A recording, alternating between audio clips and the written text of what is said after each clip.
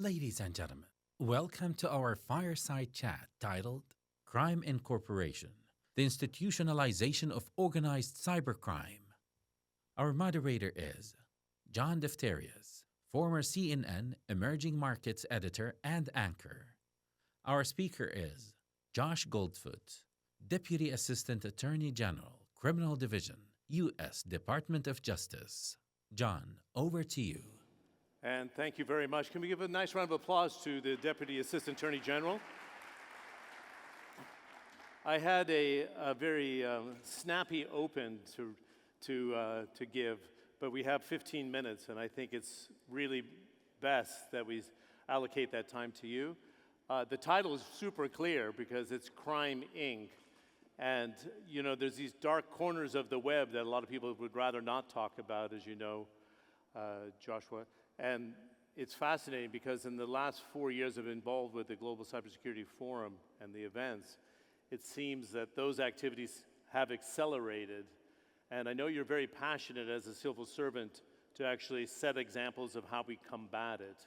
So can you start with a framework of what are the actors that are in the market today, and how have the activities changed, and where some of the small scale actors, if you will, are brought in by some state actors, and what does the network actually look like, and how can you track it? All right, well, thank you for those excellent questions. Also, thank you to all of you for attending this forum and hearing about cybercrime. Let me talk first about my perspective, what I do. Within the Department of Justice in the United States, I help oversee the group that acts as the center of the department's prosecution of computer crime. I've worked there since 2005. The message I want to convey about how cybercrime is organized is that it is dispersed. It is all about specialization. One attack on a company requires several different things. There needs to be malware, someone has to do reconnaissance, someone has to do penetration, and then after they've taken data or done something, there has to be economic exploitation of that. Cyber criminals specialize in these particular steps, and they advertise their services to other cyber criminals on online forums. Actual organizations of them then are transitory. It's simply about getting together in temporary as almost a buyer-seller customer relationship in the moment to do these types of attacks. How has it become more sophisticated, if you will, with organized crime? Because organized crime can be very much like a cancer, right? And it spreads to vulnerable areas. And we've talked here at the GCF in 2024 about making sure the developed and the developing world work in unison so they're protected. So how sophisticated are these organized crime networks, would you suggest?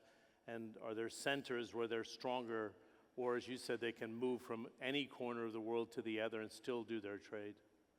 These organizations are as sophisticated as they need to be in order to make money. So currently, within the United States and internationally, one of the greatest criminal concerns is ransomware. By ransomware, of course, we mean criminals who will penetrate a network, take away the data, encrypt what is there, and then demand a ransom in order to decrypt the data or allow them back in. Now, in order to do that, the main initial crime is you have to somehow get into the network. You have to penetrate that. Sometimes that is very easy to do. Sometimes you have large businesses with a lot of money who have not adequately protected themselves. Perhaps they have a network appliance that has a vulnerability that everyone has known about for a year, and the criminals simply exploit that. We also do see, on the other end of the scale, cyber criminals exploiting much more advanced techniques, being aware of vulnerabilities that most of the world does not know about, sometimes 0 days. And we see increasing sophistication in how they have been able to exploit this information when they get out, using sophisticated financial networks in order to conceal the profits from their crime. Good. Yeah, we had a pre-meeting, and he's so bright, and you're so dedicated to the cause. I wanted to go into a couple more sensitive areas, because I remember interviewing Christine Lagarde when she was the head of the managing director of the International Monetary Fund, and we talked about regulation of cryptocurrencies. and that crypto exchange market. How does a crypto world support this area of ransomware and organized crime? And most importantly, what are you doing about it in terms of international cooperation with other legal authorities around the world? It's a good question. So with ransomware crime, when the criminals demand a ransom, they demand that it be paid to them in cryptocurrency. There actually were ransomware offenses before cryptocurrency was invented, but it was extremely infrequent and it was relatively easy to catch them because you could just watch the ransom go back through the banking network. Cryptocurrency provides a level of anonymity that makes it easier for them to demand a ransom and then eventually turn that into dollars, euros, whatever else they're interested in for profit. Now we should emphasize, there are plenty of lawful uses of cryptocurrency. There are many companies involved in cryptocurrency that have no involvement with ransomware or crime and are taking appropriate steps. But there are also cryptocurrency exchanges, cryptocurrency mixers and tumblers, whose main reason for being is catering to a criminal market and allowing ransomware actors and other bad actors to conceal the way their money has moved. You asked me what we are doing about it. Yes. I think working with our international partners and international coalitions, we are attempting to identify these bad actors, corrupt cryptocurrency exchanges, and bring them to justice, identifying the exact human beings involved who are doing this and arresting and prosecuting them when possible, attacking their online infrastructure to bring down their sites if an arrest by itself is not going to be possible. An essential theme that we've had at the annual meeting 2024 has been multilateral collaboration, working with your partners in different states. And we had the head of the GCHQ intelligence in the opening plenary. And he said in the intelligence community, there's a lot of information sharing with like-minded governments. What are you doing with, say, a Europol or Interpol? And is there a movement here to put cyber as a priority in these organizations? Yes, so this is a very important question. As I look at the last 10 years, the most important achievements we've made in the US Department of Justice, every single one of those involved significant international cooperation. And every single one of those, it was not the United States acting alone. We were working with law enforcement partners around the world, collectively saying, what's your evidence? What have you seen of this picture? What have you seen of this picture? What's your ability to act? Are any of these persons servers in your jurisdiction versus ours? And then, instead of just each acting on our own, making little mosquito bites here and there, we can cooperate and act at the same time with a single international action designed to bring down criminal services. Our ability to do that is crucial. We are proud of the way that we have built positive law enforcement relationships in the international community over years by establishing mutual trust. You mentioned some of the organizations. I think I will particularly mention Europol as being really toward the top of its game and being able to convene stakeholders who can act on these, organize them, and plan some of these international acts. Can I ask you a personal question? Does it feel like a game of whack-a-mole where you attacked and stopped something in one country and that very organized crime organization pops up in another and you're chasing something, or are you winning this battle, do you think? I'm asked that often. I guess I've never thought of it so much as whack-a-mole, like the carnival game where you hit one after another. I think that the way that we have moved our economy, our social life, so many other things toward the internet over the last 20, 30 years has provided significantly more opportunities for crime. And I think we as an international community have been somewhat slow to appreciate that and to appreciate the human consequences of our having done so. But as that appreciation is growing in governments around the world, there's increasing attention to what we can do systematically to address the problem. We in law enforcement are very proud of the work that we do. I don't think any of us think that we're going to arrest and prosecute our way entirely out of the problem. But we are an important way to demonstrate and signal that this type of conduct is unacceptable and that when possible, governments will halt it.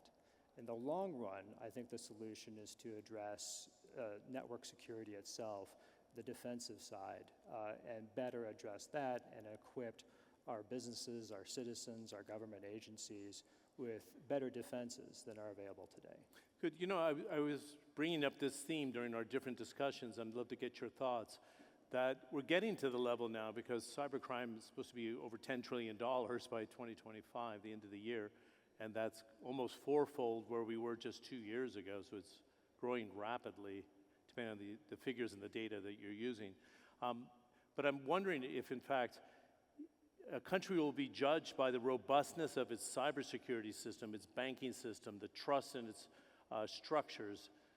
Is that where we should be getting to, where you have that collaboration? You say, you know, you have to fortify your system, otherwise you can't develop if you don't have trust in your technology systems and your defenses. I think that I heard your observation. I think it's very incisive. An interesting development in the United States within the last few years is our Securities and Exchange Commission now requires robust disclosures by our public companies of their cybersecurity defenses. I didn't know that. That's more importantly, they are required to disclose when they have experienced a material cybersecurity incident. When there has been an incident, an attack on their company that might affect their business, that now must be disclosed to investors. That is a recognition by our securities regulators that investors are absolutely interested in putting their money where cybersecurity is present. Okay. What are the tips to a private industry? Because you have an interesting, unique insight into the nefarious characters around the world. You know, banks, it's built on trust. Yeah. Healthcare systems are vulnerable. Utilities are, you know, water systems, airports, right? Air traffic control systems. What's the advice you'd give today? And it's interesting to ask someone like me for advice. It's kind of like asking someone who prosecutes bank robbers, like, how do you better secure a bank? But the truth is that we do see a pattern over and over of certain problems. I think one of the best defenses that's not being employed is hardware-based multi-factor authentication. Meaning when your employees log in, it's not simply a password, it's a physical token that they, you know, perhaps a card, YubiKey, something like that they enter. For the attacks we are seeing, they would not be able to overcome that type of mechanism. It's very good advice, though, actually. We talked about this in the Child Protection Summit. Like, you know, maybe we should have, you know, you have a driver's license, but maybe we should have identities better defined online in the future. Yes. Now, let me say, I think it's easy for you and I to have that type of discussion. Implementing it can be somewhat harder. And I think also, it's not just a matter of technology, but within your organization, do you properly elevate cybersecurity to the correct level? Like, is that something that's coming under the CEO's attention or the head of the agency's attention? Or have you instead put cybersecurity off into a separate silo? It's one person off in the organizational chart who is not empowered to make this appropriate changes, is not adequately funded for it. I think that's an important issue as well. Good. Your final thoughts. We have 2 minutes left.